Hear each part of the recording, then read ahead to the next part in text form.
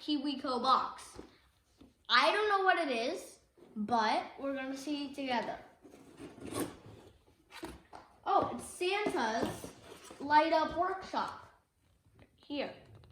It's a light up workshop. Okay, so we have this styrofoam piece of lines, wood pieces of building, cotton balls, paper, pen, stuff, stickers, cardboard, glue,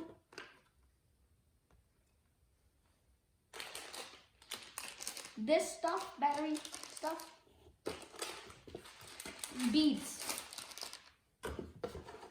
and cotton colorful decoration thingies, and wrapping paper, which we don't need. I was so excited to open it today, but I think I'm gonna make it tomorrow. See you guys tomorrow. Hello guys, new day, and I just learned what everything inside of the box was. This is how it's gonna look when we're done.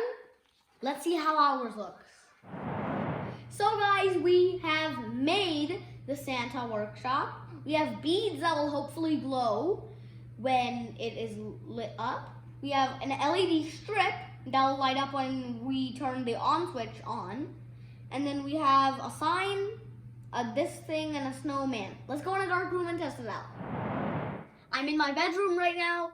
3, 2, 1, go.